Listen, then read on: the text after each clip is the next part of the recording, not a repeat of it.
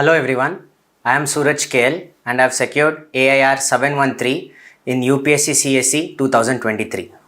And this is a short about my journey. The journey becomes important because few aspirants may undergo the same process in their preparation. I completed my higher education in a hostel called Sri Satya Sai Lokaseva Vidya Kendra, and from a very young age, which is high school 8th to 10th, I was introduced to the concept of service because every teacher present there were working not for profit and away from their families, looking after us. And I would believe that played a foundational role in my personality and man making. After which I did my BE in computer science from SJCE Mysore, where I was exposed to the different aspects of engineering, private life, and public interaction. I was always influenced to give this exam by my parents. My father KB Lingraj, who is also in the government service, he works in GST, and my mother Geeta Raj have played a fundamental role in nourishing me, encouraging me, and giving confidence in me. It is their confidence after repeated failures still in me that helped me give this attempt as well. So after engineering, I was placed to a company called Deloitte. So instead of jumping into the preparation right away, I decided to see how Deloitte is and to experience the private work culture. After I worked in Deloitte for around 2 years in different technologies, but Deloitte is also a company that does reports and audits. So in such a process, I saw the different levels of poverty that's in the government, the different schemes the government is taking. Deloitte usually works with governments and state governments to release indices and reports of businesses and employment, etc. So somewhere the calling was always there throughout the journey, either from my parents or my exposure in NGOs like Make a Difference and Project Reach Out, or in my work experience. So post which around late 2019, I quit Deloitte to fully prepare for UPSC. I was given other options like sabbatical, but I chose that I will give myself 2 attempts, which I would also suggest all the candidates to give themselves a couple of attempts, because as you have seen of late from topper videos across the platforms, that no topper is coming out and saying I was very confident that I would be in the list. The same is the case with me. And many of my friends who I was a part with during the interview process, we were all very unsure, very uncertain, and just hopeful that our name is featured in the list somewhere. Thinking of rank is something even out of scope for me at least. So I'm really thankful that this attempt clicked through. But then again, this attempt could not have clicked through as well. So what would I have done then? So these are the questions that came into my mind, because I gave a first attempt very half-heartedly. I was suffering from COVID, but still I decided, because I have my attempts is not counted. So I decided to give the first attempt, where I failed by 0.4 marks, the prelims.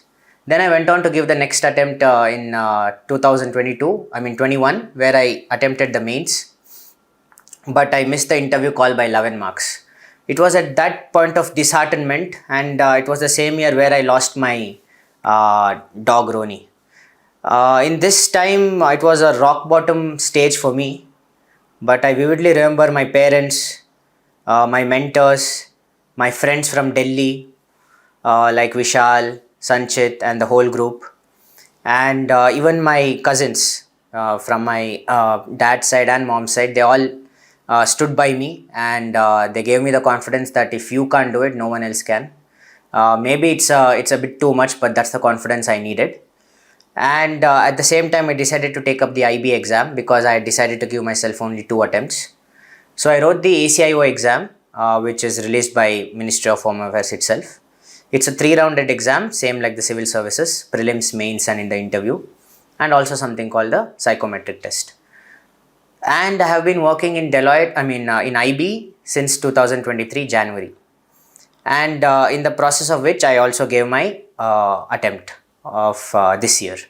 So it was between the training, but I must say the confidence instilled by my parents and family, and also the newfound confidence in IB, because performing well in training amidst 300, 400 odd people, you also gain confidence. And it is this confidence that helped me concretize my answer writing. Before this, without a scope of validation, you always try to second guess your answers. That is why even when toppers recommend us to write answer writing, we tend to not follow through, not because we don't want to do answer writing, but because we think we have very less material to do answer writing. And we think so because of the confidence we have in ourselves. And it's this newfound confidence that helped me concretize my answer, made me write firm statements which I believe in, and that has actually helped me this time compared to last time. And also the interview process. Interview was people interaction and speaking came easy to me. That is the one forte I have, if I would say. So I built up on the same, made my answers more analytical, multidimensional. Instead of being mechanical, I also gave real life examples. And with repeated failures, I even failed CSAT once in 2022. So this goes to say that, in the current scenario, if one is to say that do these things and you will definitely clear UPSC, it would be wrong to say something like that.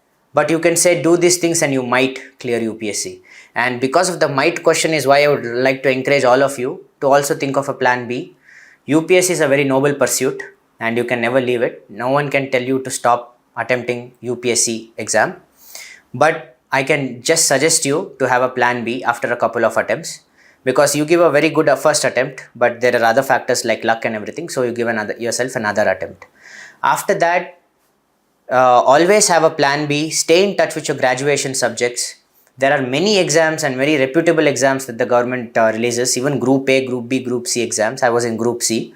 Very fine job, and I would do nothing else, not private or anything else, if I was not selected. So having said this, I would say please do UPSC, but don't just do UPSC. Inculcate other habits and hobbies. For example, what happens in the interview stages is, if you have been graduating say somewhere to 16, 17, 18 or something, and then you have straight away jumped to the preparation, what usually happens is, we don't think of this much. I started thinking of this only when I got the interview call. But I was lucky in the sense that my DAF was well-rounded. So in your DAF, if you jumped right into preparation, you will have your graduation subjects and then nothing, no work experience. And because you would have jumped right into it, your hobbies will be old, it will not be new, it won't be fresh. So because of a factor of these things, what will happen is in the interview people, the panel will be forced to ask general or current affairs questions, which they have asked to many other candidates. So no matter how good an answer you give for such generalistic or current affairs question, they would have always heard a better answer. Chances are they would have always heard a better answer. So this is to not take away anything from those who don't have work experience. All I'm saying is, if not for work experience, have some hobbies, some groups that you're a part of, some service you're already doing even before becoming an officer. For example, I worked in Make a Difference for 2 years as educational support, and I also worked for Care for Animals. These were the things that kept me indulged and rooted and connected with the real ground level problems. So when in GS1 and GS2 they asked about societal specific questions, I was able to better answer them given the ground knowledge that I had here. And also, of course, my work experience in IB, the report making that IB inculcates in us, the brevity, the precision. These things help me channelize my answers furthermore. And because of a combination of all these factors, which is 90%, and God's grace, 5%. You don't get God's grace by praying to God yourself. You get God's grace when others pray for you. And 5% luck that you carry. I was able to make it through the list this year, and I'm thankful for everyone who has been a part of it. Thank you.